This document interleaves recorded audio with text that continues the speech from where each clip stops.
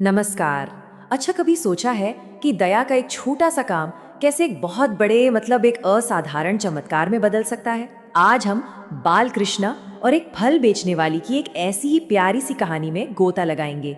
ये एक ऐसी कहानी है जो हमें मासूमियत की ताकत और डिवाइन ब्लेसिंग्स के बारे में बहुत कुछ सिखाती है। तो सवाल यही है, और यही सवाल इस कहानी का बिल्कुल दिल है। सुनने में थोड़ा अजीब लगता है ना? मतलब मुट्ठी भर अनाज और वो बन जाए गहनों का खजाना, कैसे? चलिए पता लगाते हैं। देखते हैं कि इस मैजिकल ट्रांसफॉर्मेशन के पीछे की कहानी आखिर है क्या। हमारी कहानी की शुरुआत होती है एक हलचल भरे गांव से। जरा सोचिए, धूल भरी गलियां हैं, लोग आ जा रहे हैं, और बिल्कुल इसी आम से माहौल में एक बच्चे की एक बहुत ही सीधी साधी लेकिन दिल छू लेने वाली इच्छा जन्म लेती है। तो कल्पना कीजिए, गांव की गलियों से एक फल वाली गुजर रही है। उसकी टोकरी ना ताजे ताजे रसीले फलों से लबालब भरी है, और उसकी आवाज हवा में गूंज रही है, कौन लेगा मेरे ताजे फल?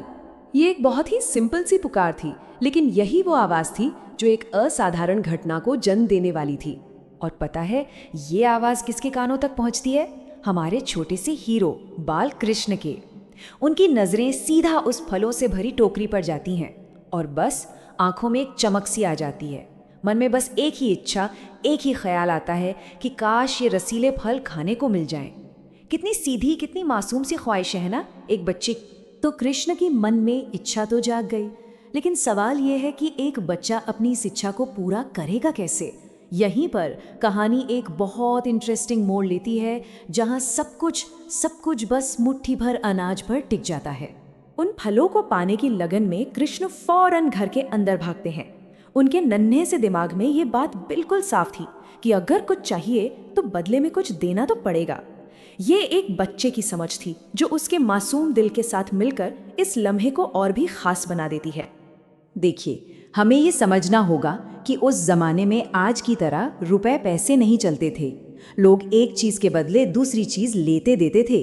इसे ही वस्तु विनिमय या बार्टर सिस्टम कहते हैं। नन्हे कृष्ण ने भी शायद अपने बड़ों को ऐसा करते देखा होगा, और अब वो भी वही करने जा रहे थे, अपनी सबसे कीमती चीज के बदले में फल पाने की कोशिश। जरा इस सीन को इमेजिन कीजिए। नन्हे से कृष्ण अपने छोटे छोटे हाथों में किसी तरह अनाज को पकड़े हुए आ रहे हैं, और जाहिर है कुछ दाने तो रास्ते में गिर भी रहे होंगे। उनके पास देने के लिए बस यही था, और यही कोशिश, यही एफर्ट उनके उस मासूम दिल का सबसे बड़ा सबूत है।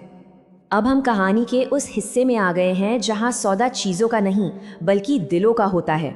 ये एक ऐसा सौदा था जहां एक बच्चे की मासूमियत का सामना एक औरत की उदारता से होता है। चलिए देखते हैं इस लेन देन में आखिर होता क्या है। कृष्ण अपनी छोटी सी मुट्ठी में जितना भी अनाज ला सके थे, उन्होंने वो सब कुछ फलवाली के आगे कर दिया। उस पल में वो मुट्ठी भर अनाज ही उनकी सारी दौलत थी, और उन्होंने उसे पूरे दिल से बिना सोचे समझे दे दिया।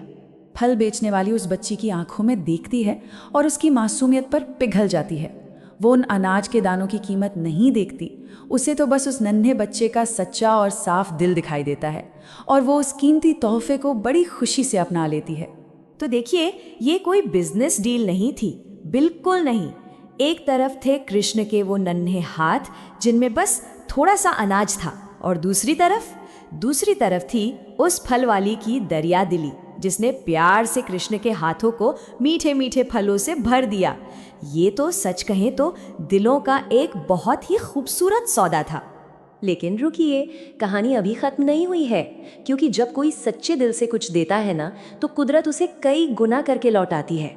अब आता है कहानी का वो चमत्कारी मोड़, जहां फल वाली को अपनी दया का एक ऐसा इनाम मिलने वाला था जिसकी उसने कल्पना भी नहीं की थी। फल वाली मुस्कुराते हुए कृष्ण को फल देती है, और जैसे ही अपनी टोकरी उठाकर जाने के लिए मुड़ती है, उसे कुछ अजीब सा लगता है, कुछ ऐसा जो बिल्कुल अनएक्सपेक्टेड था। एक चमत्कार बस होने ही वाला था। तो आखिर उसकी टोकरी में ऐसा क्या था?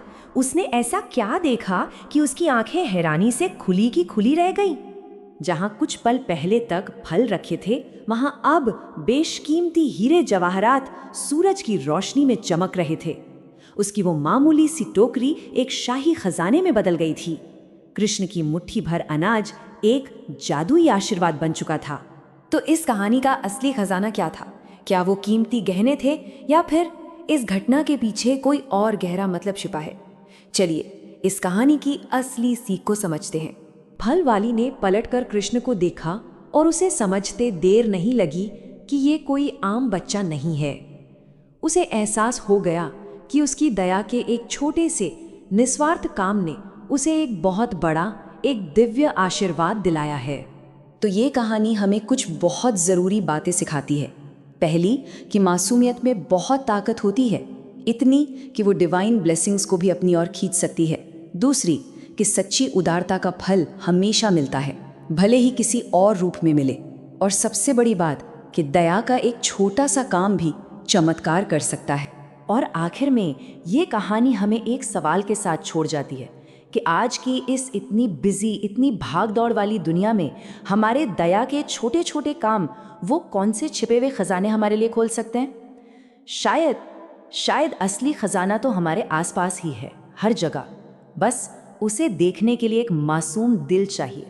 इस बारे में सोचिएगा ज़रूर।